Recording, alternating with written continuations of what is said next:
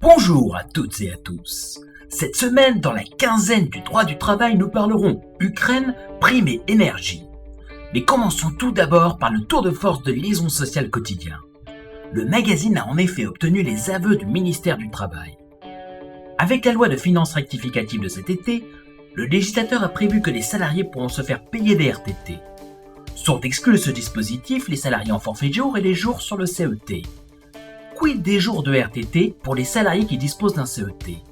Peuvent-ils se les faire payer? Selon le ministère du Travail, tant qu'ils ne sont pas encore sur le CET, ils restent monétisables. Attention donc à vos demandes de transfert de RTT vers le CET.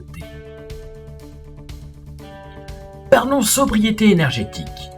Les entreprises qui le souhaitent peuvent désormais s'engager à titre volontaire sur une ou plusieurs mesures préconisées par le gouvernement via la plateforme Les entreprises s'engagent. Il y a 15 mesures préconisées. Désignation d'un référent de la sobriété énergétique au sein de l'entreprise. Présentation aux représentants du personnel de la trajectoire de réduction de la consommation énergétique. Déploiement de forfait mobilité, etc., etc. Parlons activité partielle et Ukraine. En effet, beaucoup d'entreprises se voient impactées par les conséquences du conflit en Ukraine et veulent à ce titre réduire leur activité. Ils font des demandes d'activité partielle ou d'activité partielle de longue durée. Pour justifier une mobilisation de l'activité partielle de droit commun du fait des conséquences de la guerre en Ukraine, les entreprises doivent respecter deux conditions sine qua non. Leurs achats de gaz et d'électricité doivent représenter au moins 3% de leur chiffre d'affaires. Elles doivent également subir une baisse de l'excédent brut d'exploitation par rapport à 2021 à la date de dépôt de leur demande d'activité partielle. La situation en Ukraine peut également justifier le recours à l'APLD, c'est-à-dire au chômage partiel de longue durée. Il faut dans ce cas modifier les accords d'entreprise ou les accords de branche pour inclure la crise en Ukraine dans les motifs de cause de recours à l'APLD. Une crise en effet en chasse une autre en ce moment. La Sécurité sociale a précisé les règles d'exonération de la prime de partage de la valeur ajoutée. Cette prime était avant connue sous le nom de prime Macron.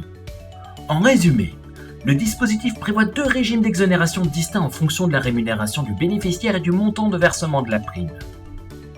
Cas numéro 1. La prime est versée entre le 1er juillet 2022 et le 31 décembre 2023.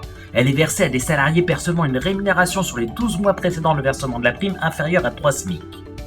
Elle est alors exonérée de l'ensemble des cotisations sociales, de l'impôt sur le revenu, de la CSG et de la CRDS ainsi que du forfait social. Cas numéro 2. La prime est versée à compter du 1er juillet 2022 aux salariés dont la rémunération excède 3 fois le SMIC ou à compter du 1er janvier 2024 pour l'ensemble des salariés quel que soit leur niveau de rémunération. Elle est alors exonérée des cotisations sociales uniquement. Elle est donc assujettie à la CSG-CRDS, au forfait social dans les conditions applicables à l'intéressement pour les entreprises. Elle est également soumise à l'impôt sur le revenu. Il y a sur le site de l'URSSAF 55 autres questions-réponses. Nous invitons nos aimables spectateurs à prendre une aspirine, à consulter le document sur le site de l'URSSAF, le lien est dans les notes de la vidéo. Il est temps d'aller faire un tour côté jurisprudence pour voir les nouveautés de la quinzaine. Un salarié protégé licencié sans autorisation administrative voit son licenciement déclaré nul. Il peut alors à son choix demander à être réintégré ou percevoir une compensation financière. Dans ce dernier cas, cette réparation est globale et ne donne pas lieu à congé payé.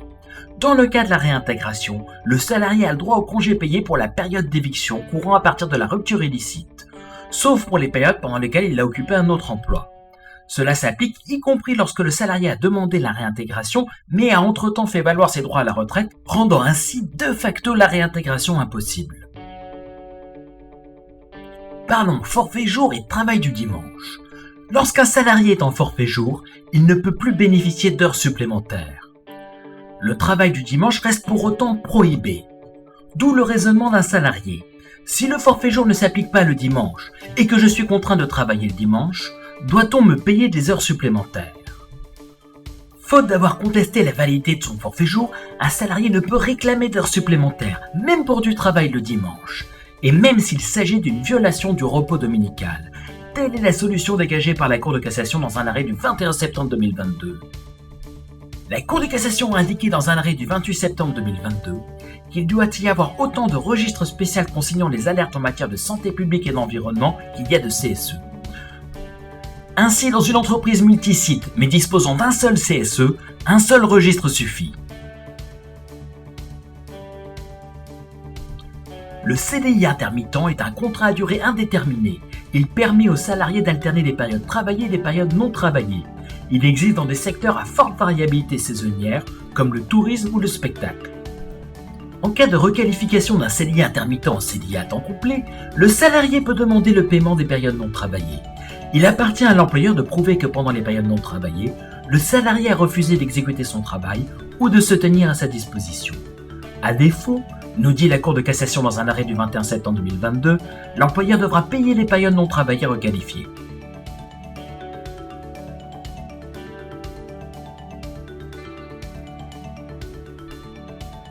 En bref, les pensions de retraite complémentaires RHC Carco sont revalorisées de 5,12% en novembre. Le plafond de la sécurité sociale augmentera de 6,9% au 1er janvier 2023. Le PASS passera ainsi à 43 992 €. Le PMSS passera à 3 666 €. Voilà, c'est tout pour cette quinzaine. Je vous souhaite une bonne semaine sociale et à la semaine prochaine si l'actualité le permet.